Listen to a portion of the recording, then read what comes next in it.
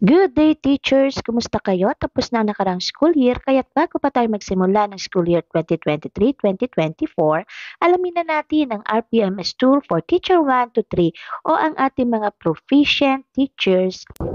Basis po natin sa video na ito ang DepEd Memorandum number 008, Series of 2023, also known the Multi-Year Guidelines on the Results-Based Performance Management System, Philippine Professional Standards for Teachers. Ito po ay gagamitin sa tatlong school year. Natapos na po natin ang para sa school year 2022-2023 at para naman po sa school year na ito 2023-2024, mayroon po ulit tayong 15 objectives or indicators. Sa video na ito, tatalakayin natin ang iba't ibang means of verification o MOVs sa bawat indicator. For this school year, unahin na natin ang COIs natin. We have 9 COIs o ang ating classroom observable indicators na gagamitin ng ating mga proficient teacher. Pag sinabi nating COIs, this refers to teacher behaviors, practices that can be observed inside the classroom context and can be measured by COT o yung ating classroom observation tool. For KRA1, ang ating mga objectives, we have objectives 1, 2, 3, at 4. For KRA2, we have objectives 5, 6, 7, 8. Bakit wala po ang 9? Sapagkat ang objective 9 ay non-observable indicator. Sa pagkaalala ko, last year, 2022-2023, objective 9 ang hindi kasama sa COI, but this year, yun namang objective 9 ang napabilang sa non-observable indicator. Now, paano tayo i-rate? I-rate sa mga objectives na ito.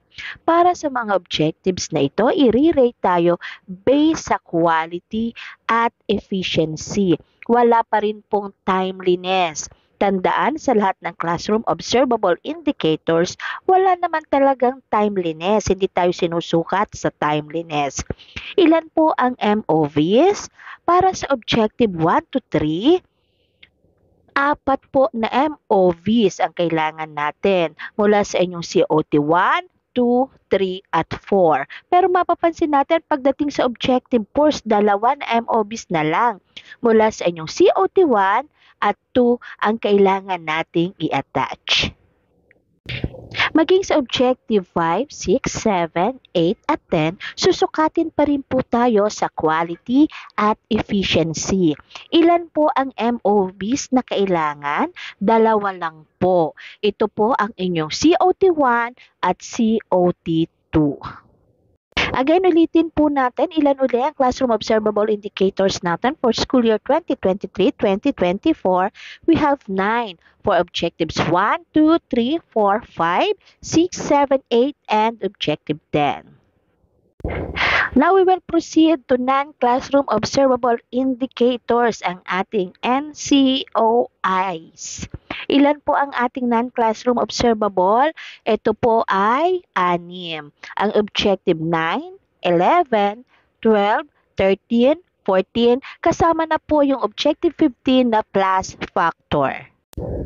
Again, pag sinabi po nating non-classroom observable indicators, ito po yung mga behavior, practices nating mga guro outside the classroom and not observable within the classroom context. As you can see, para sa objective 9, i-rate po tayo sa quality at efficiency. Walang timeliness. 2 na MOV ang need. For objective 11 naman, i-rate tayo sa quality at timeliness. Wala naman pong efficiency. We need 2 MOVs. For objective 12 and 13, pareho lang po. We will be rated through quality and timeliness. We have 4 MOVs. For objective 14 and 15, i-rate tayo sa quality, efficiency, at timeliness. Mayroon din po itong 4 na MOVs at sa mga susunod na slides, atin pong sisilipin ang mga kailangang MOVs para dito sa ating 6 non-classroom observable indicators. Para naman po sa mga bagong pasok ng DepEd sa ating mga bagong guro, muli ang rater ng proficient teacher ay ang master teacher o ang kanyang head teacher or assistant principal, while ang approving authority naman ay ang ating school head or principal.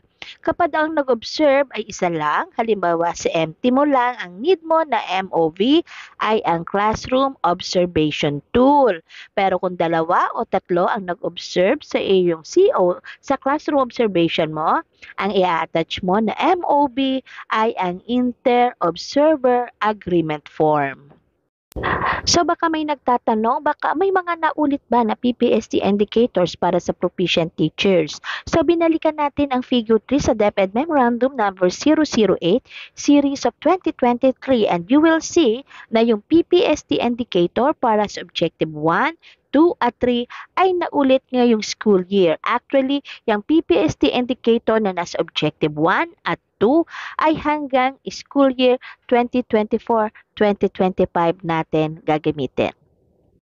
Now, silipin na natin ang template para sa IPCRF ng proficient teachers. Ito na po ang ginamit ko sa halip na magdisenyo pa ako ng ibang template para ma-familiarize na rin po kayo sa nilalaman nito.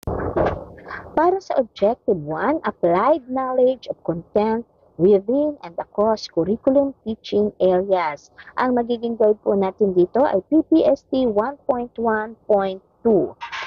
Paano tayo makakakuha ng 5 o outstanding sa quality? If you demonstrated level 7 in Objective 1 as shown in COT rating sheets or Inter-Observer Agreement Forms. Sa efficiency, kapag naman na-met mo ang iyong objective within the allotted time. Kaya nga dito sa ating mga COT, mahalaga na nakareflect o nakasulat kamay din ng ating mga observer. Yung halimbawa, objectives were met within the allotted time. Malaki po yung tulong para ma-reach natin itong score na 5 para sa efficiency. Kanya nga lamang kung lumagpas ka sa oras, makakakuha ka ng satisfactory rating or a rating of 3. Pare-pareho po mula Objective 1, 2 at 3, apat po na COT ang i-attach natin. So, per quarter, dapat po nagpa-classroom observation tayo per quarter or per grading period. So, babasahin ko na lang po ang para sa Objective 2 at 3 since pareho naman yung pagre-rate sa atin sa quality at efficiency at kung paano natin ma-achieve yung puntos na gusto natin. So, Objective 2, use a range of teaching strategies that enhance learner achievement in literacy and numeracy skills. Again, ang atin pong magiging guide dito, PPST 1.4.2. Objective 3 applied a range of teaching strategies to develop critical and creative thinking as well as other higher order thinking skills. Ang ating pong guide, PPST 1.5.2. Para naman po sa Objective 4, 5, 6, 7, 8 at 10, i-rate pa rin po tayo sa quality at efficiency. Pero sa mga objectives po na ito, dalawa na lang na MOB ang ating kailangan. Ito po ang COT1 at COT2. Ngayon, ano po ba yung Objective 4? Display proficient use of mother tongue, Filipino and English to facilitate learning, to facilitate teaching and learning. Ang atin pong guide, PPST 1.6.2. Okay, sa quality, paano makakakuha ng ang outstanding o 5 kung nakareflect po doon sa inyong COT para sa Objective 4 or sa inyong Inter-Observer Agreement Form, ang score na 7. Ganon din naman po kung very satisfactory o 4 ang makukuha ninyo. Kung sa inyong COT nakareflect ay 6 ang inyong level. Rating of 3 kung 5 ang score nyo sa inyong COT. Rating of 2 kung 4 lamang ang inyong score sa inyong COT. At poor or 1 ang rating ninyo kung ang nakuha po ninyo sa inyong classroom observation ay level 3 para sa Objective 4. At para sa efficiency, natural, pareho din po na kinakailangan na yung objective natin ay na-meet natin within the allotted time. Wala pong score na 4 dyan, diretso na po agad sa rating of 3 kung inyo pong na-meet ang objective, subalit tumagpas naman po kayo sa oras ng pagtuturo. At teachers, kapag wala kayong COT, hindi kayo nakapagpa-observe kahit isa. Huwag kayong magre-rate sa sarili, magsi-self-rate ng 2 o 3. Automatic po yun, 1 po ang inyong rating dito sa Objective 4 sa efficiency kung wala kayong naipakita na ebidensya na kayo ay nagpa-classroom observation. Actually, hindi lang sa Objective 4, kundi sa lahat ng classroom observable indicators, ina-apply po natin ito. Objective 5, establish safe and secure learning environments to enhance the learning through the consistent implementation of policies, guidelines, and procedures. Ang guide po natin, PPST 2.1.2. Objective 6, maintain learning environments that promote fairness, respect, and care to encourage learning. Ang guide po natin, PPST 2.2.2. Objective 7, establish a learner-centered culture by using teaching strategies that respond to their linguistic, cultural, socio-economic, and religious backgrounds. Ano ang guide? PPST 3.2.2. Objective 8, adopted and use culturally appropriate teaching strategies to address the needs of learners from indigenous groups. Ang guide natin, PPST 3.5.2. I-skip natin yung Objective 9, diretso tayo sa Objective 10 kasi yung Objective 9 ay non-classroom observable indicator. Kaya itong number 10 objective, use strategies for providing timely, accurate, and constructive feedback to improve learner performance. Ang guide natin, PPST 5.3.2. And now, diretso na tayo. Let's now proceed to our non-classroom indicators. Ano-ano kaya ang MOBs na kakailanganin natin na isusupport natin for these indicators? Again, mayroon po tayo na 6 non-classroom observable indicators. Ito po ang Objective 9, Objective 11, 12, 13, 14, at ang plus factor na Objective 15. Para sa Objective 9, set achievable and appropriate learning outcomes that are aligned with learning competencies. Ang guide po natin, PPST 4.2.2. As you can see, para sa Objective 9, makikita po natin ang needed MOVs at kung paano tayo i-rate. So, i-rate po ang teacher sa quality at efficiency. Wala pong timeliness. Dalawa na MOV ang kailangan po nating i-attach for Objective 9. Ano ang MOVs? Ito po, at least one lesson plan. Example, DLP or yung Detailed Lesson Plan, DLR, the Daily Lesson Log, at ang iba pang forms of lesson plan, ang Weekly Home Learning Plan, Weekly Lesson Plan, Weekly Lesson Log, at ang Lesson Exemplars and the likes. Or one lesson from a self-learning module developed by the ratee and used in instruction with achievable and appropriate learning outcomes that are aligned with the learning competencies as shown in any one of the following. So kahit isa sa mga sumusunod, lecture discussion, activity or activity sheet, performance task, or rubric for assessing performance using criteria that appropriately describe the target output. Paano po kaya mamimit ang rating na 5, 4, 3? Wag naman na 2 at 1 po, teacher. So, tingnan po natin ang performance indicator sa bawat score para sa quality at sa efficiency. Paano po kapag ang inihanda na lesson plan o lesson from the module ay produkto ng group work naming mga teachers sa area namin? Wala pong problema. Kinakailangan po na maglagay po kayo ng annotation kung aling bahagi doon ang inyo pong naiambag. Mababasa po ito dito sa guide natin sa ibaba.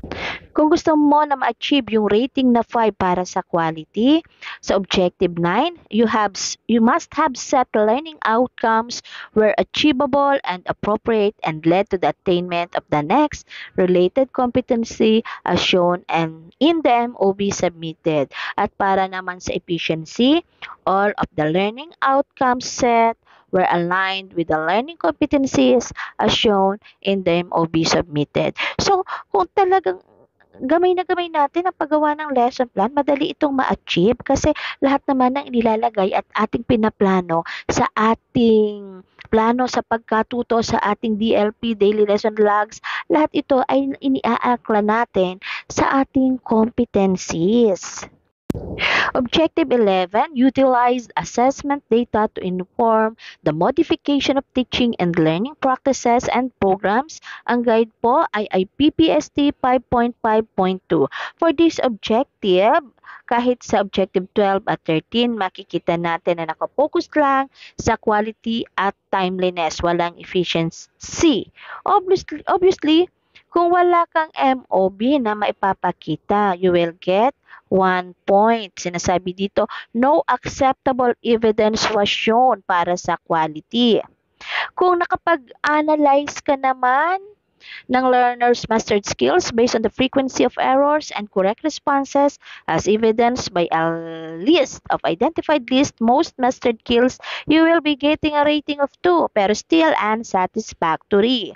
If you plan for a teaching and learning strategy and or program based on learners' assessment data as evidenced by a list of identified most mastered skills with supporting MOV number 3, then you will be getting a rating of 3. Subalit, kapag nakapag-develop ka pa ng materials based on learners' assessment data as evidenced by list of identified lists and most mastered skills with supporting MOV number 2, you will be getting a rating of 4. Medyo mahirap-hirap po itong i-achieve. Kaya dapat documented at may ebidensya po tayo ang mai-present po dito.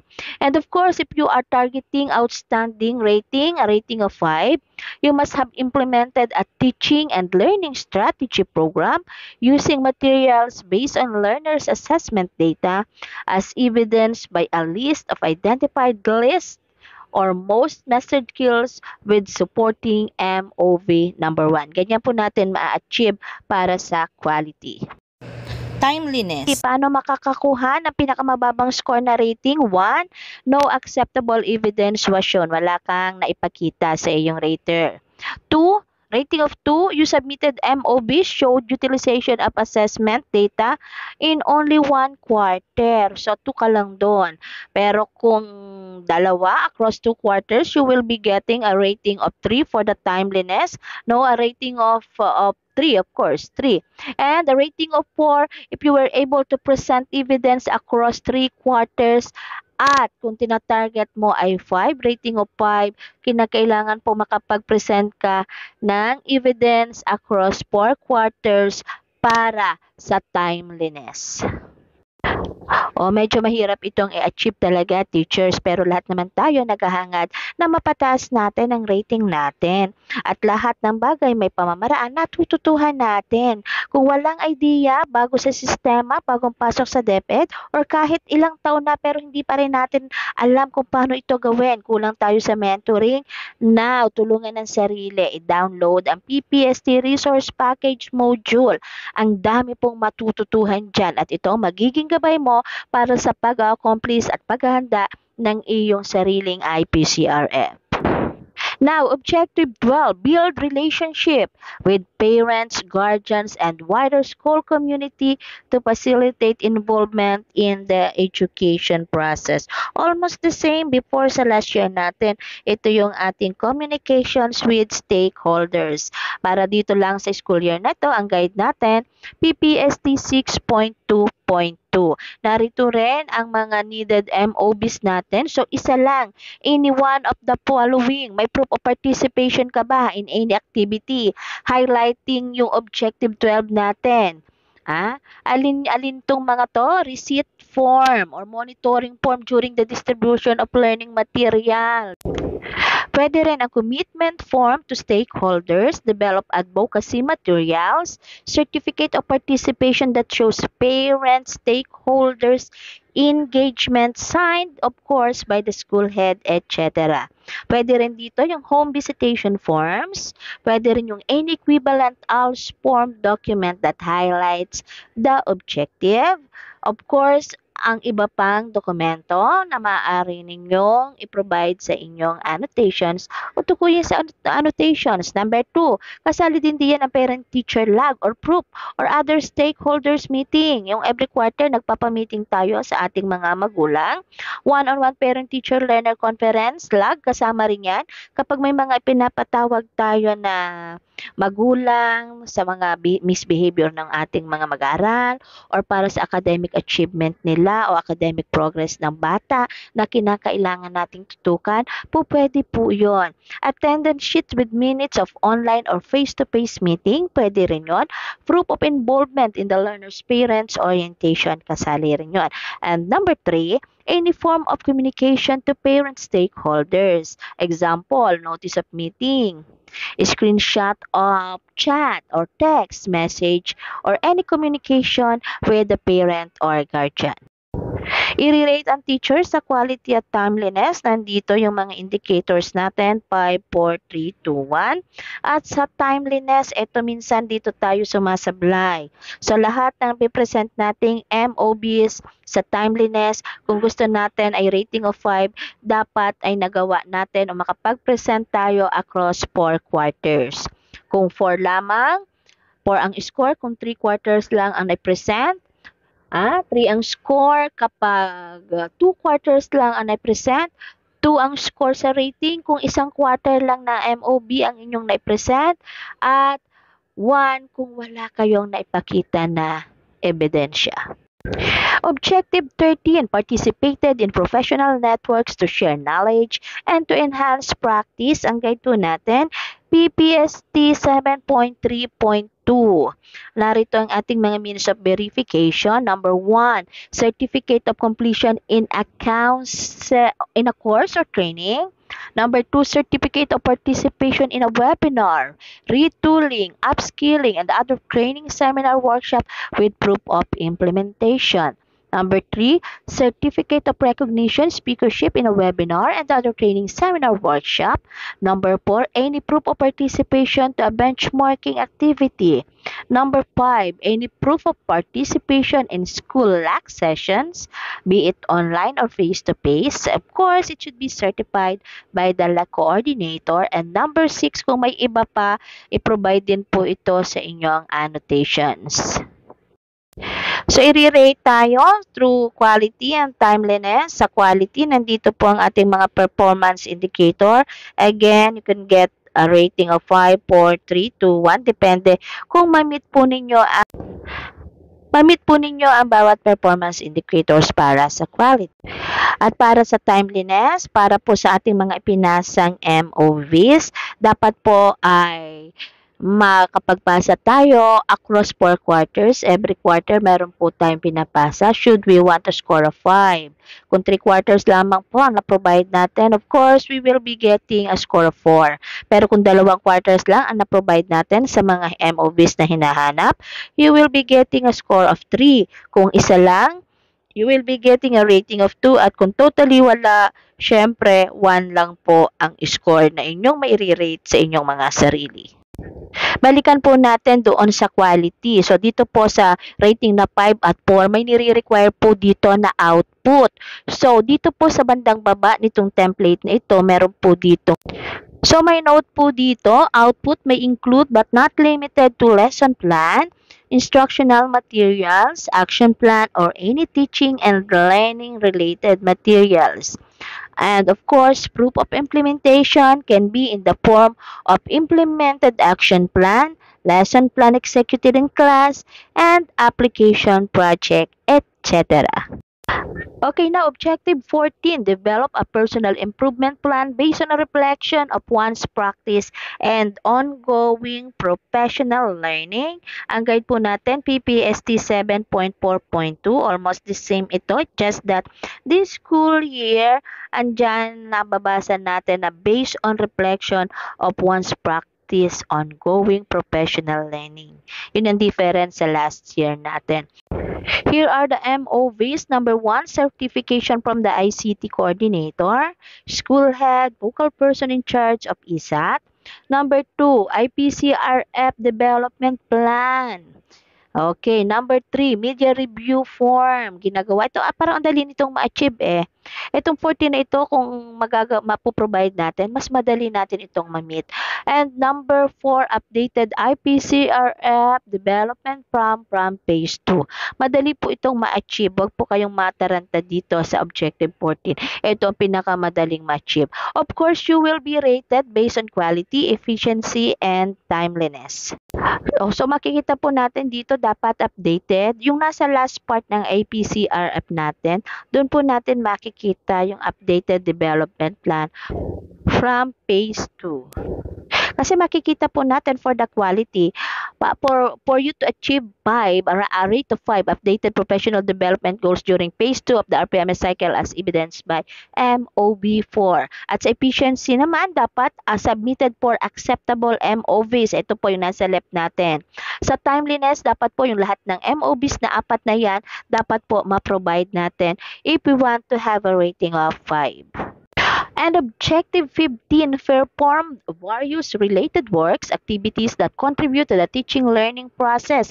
Ano ang MOV? Isa lang, pumili ka lang ng isa rito. Una, committee involvement. Involvement as module learning material writer validator. Involvement as a resource person, speaker, learning facilitator in the region, in the SDO or school-initiated TV, radio-based instruction. Book or journal authorship, co-authorship or co-contributorship, advisorship, coordinatorship, or chairpersonship, participation in demonstration teaching, participation as research presenter in forum or conference, mentoring or pre-service in-service teachers, conducted research within the rating period, at kung may iba pa, i-provide nyo po ito sa inyong annotation. You will be rated based on quality, efficiency, and timeliness. Paano makakakuha ng 5 na rating? Perform at least one related activity that contributed to the teaching learning process beyond the school, community, learning center, as evidenced by the submitted MOB. Hindi lang pang school po beyond the school.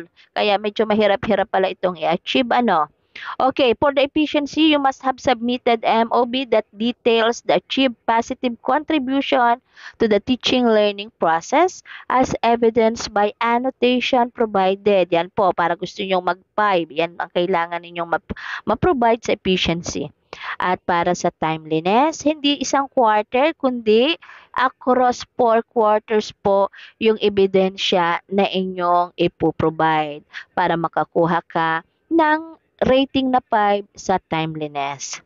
The rest, nandito na po ang ibang indicator natin para sa 4, 3, 2, 1 na rating. Okay, so ayan na po lahat. Medyo mahaba-haba ang naging discussion natin. Mahaba rin kasi yung nilalaman ng mga MOBs ng ating non-classroom observable indicators for school year 23-2024. Para po mas maunawaan at maging guide natin, mayroon pong available na PPST resource packages. Uli, nire-remind ko po, fellow teachers, basahin po natin para mas maunawaan po ang iba't ibang objectives ng RPMS para sa ating mga master teachers so that we could mentor our mentees at para po naman sa ating mga proficient teachers. Mas kailangan po na mabasa natin ito para po well-guided tayo. Para sa school year na ito, mas marami po tayong matututuhan dito sa PPST resource package na ito. 12 modules po ito na pwede nating maging gabay. Ang next ko pong i-upload na video ay para sa ating master teachers o highly proficient teachers for their RPMS portfolio for school year 2023-2024. A good day, everyone! Ito po si Ginang Club Dalub Guro 2, ang kawal ng karunungan at pagkatuto sa asignaturang Filipino.